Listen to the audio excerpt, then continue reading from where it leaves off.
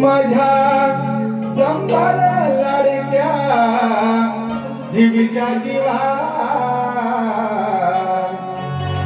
जपाव भिवा जपाव भिवा जपाव भिवा जपाव भिवा हे चालाय बोलले या विश्वाचा कालचक्र चालवणारा तूच आहे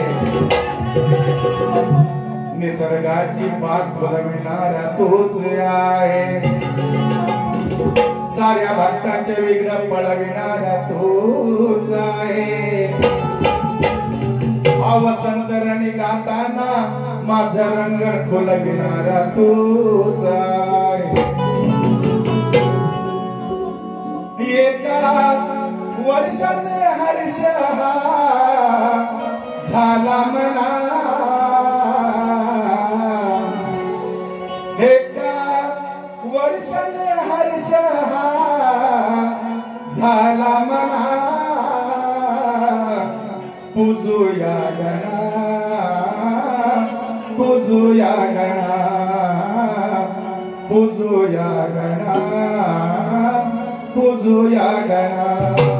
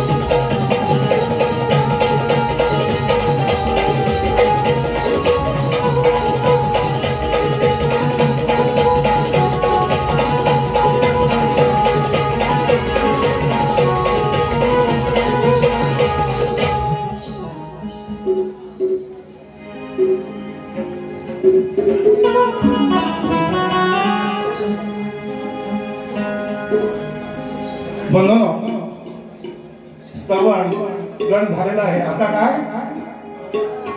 बोला बोला बाईला उत्तर द्यायचं ना.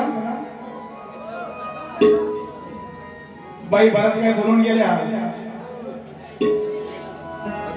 बाईनं शेर मारलं. अगं यशवंत बळबळ माझ्याशी बोलतय तुझा काना. कारण नसताना मला छळतोय तुझा काना. वाट काढून रस्त्यात धिंगाणा घालतोय तुझा काना. मग मारतात काना खाली तर ठणा ठणा बोंबलतय तुझा काना. बाईला उत्तर देतोय का. अगं राधे बळबळ तुझ्याशी मी बोलणार नाही. तू चिडलीस तर मी वाद घालणारे नाही. पण तुझं खोटं वागणं इथं चालणार नाही. कारण तुझ्या खोट्या नखऱ्याला हा काना कधी भुलणार नाही.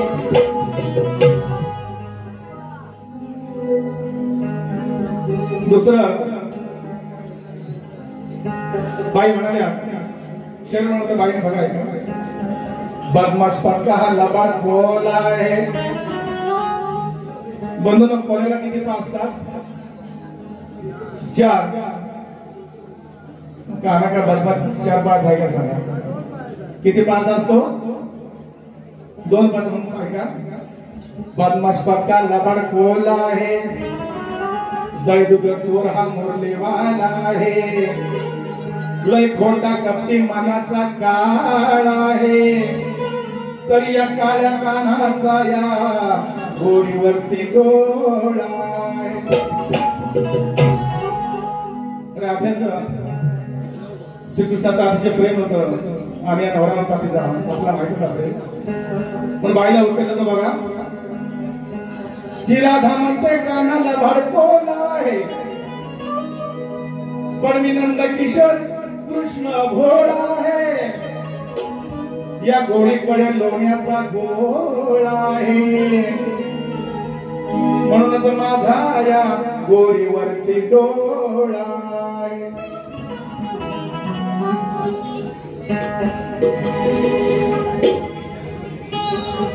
बाईनं गवळण गायली.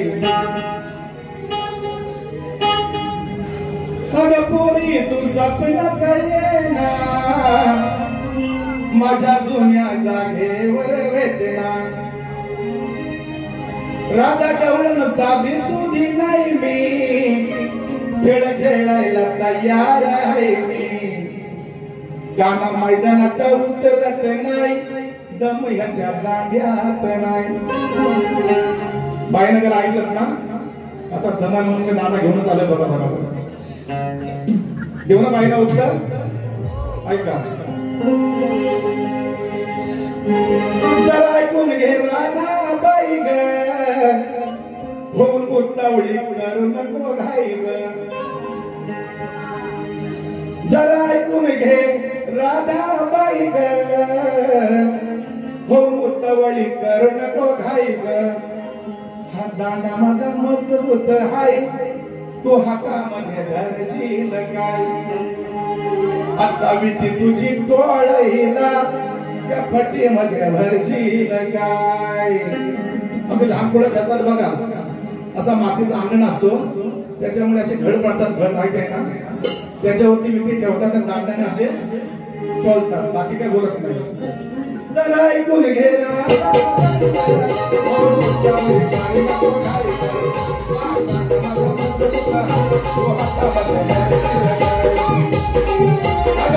तुझी टोळीला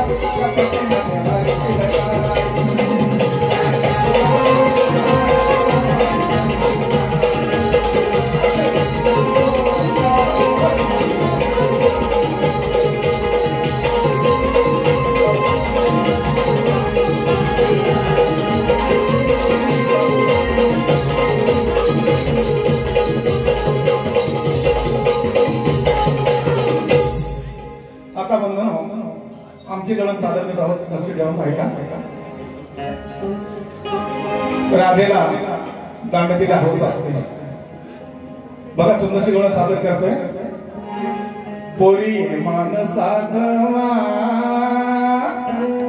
यार मुझे पानी मा पोरी मन साधवा यार मुझे पानी मा या गली अंगलाई या सावन महिना पोरी माने साधवा या झिम झिम पाणी मा बघा सुंदरशी चाल आहे आगरा गेले दिवसांचा हा जमा झालेला आहे आज पाराया लोणी असा विचार राधेनं केलेला आहे धरून हाताला हिने कानाला बंद घरात नेलेला आहे आणि हिचं करायला काम हिने कानाचा दांडा हातात धरलेला राधे सकाळच्या पाऱ्यात या गारगार वाऱ्यात राधे सकाळच्या पाऱ्यात या गारगार वाऱ्यात लई दिवसाचं विरझन तुंबलई लई दिवसाचं विरझन तुंबलई दांडा घाल तुझ्या दियाऱ्यात माझ्या माता भगिनीचा अर्थ वेगळा बोलत नाही बंधू नो माता भगिनी माहिती आहे आपण विरझन घालतो आणि एक रवीचा दांडा असतो त्याने आपण विरझन लोणी मुनी पाडतो बाकी काय वाईट काय बोलत नाही राधे सकाळच्या पाऱ्यात या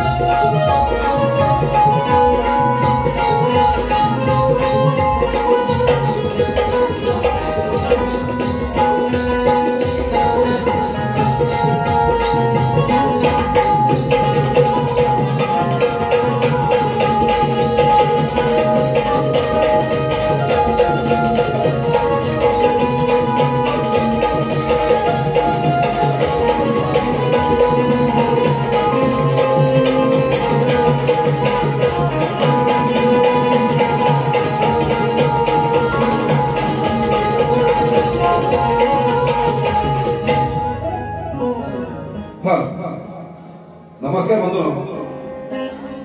शक्यतो म्हटलं की सभा जेव्हा असतो तर मॅडमने आम्हाला एक प्रश्न सादर केला आहे. जवळजवळ आमच्या तिसरी बार चालू आहे. अजून आमच्या हातात काही उत्तर सापडले नाही. अजून आमच्या 2-3 बारे बाकी शिल्लक आहेत. मॅडम नक्कीच प्रयत्न करू. तर आपला समाज सुद्धा आहे प्रश्न सांगतो आम्ही की ज्यावेळी दशरथ राजा देहांत होतो त्यावेळी त्याचे प्रेत 1413 ठेवले होते. दशरथ राजाचा देहांत होतो त्याचे प्रेत 1413 ठेवले होते. त्यावेळी राम लक्ष्मण 1400 वनवासात होते. भरत शत्रुघ्न त्याच्या मामा घरी होते. त्यावेळी दशरथचे प्रेत 1413 ठेवले होते. तर ते किती मन, किती पाहिली, किती तोले, किती शेअर होते याचं उत्तर आपण मॅडम जमल्यास प्रयत्न करा. अन्यथा विषय हात धरू नका. काय धन्यवाद.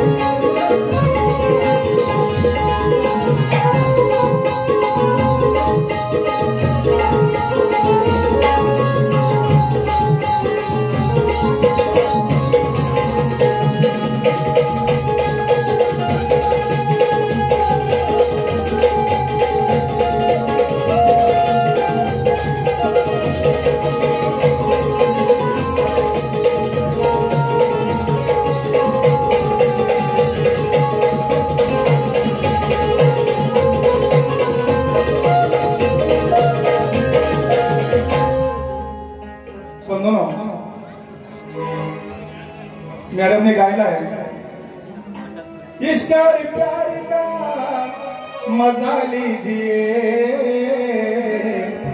थोड़ा इंतजार का मजा लीजिए.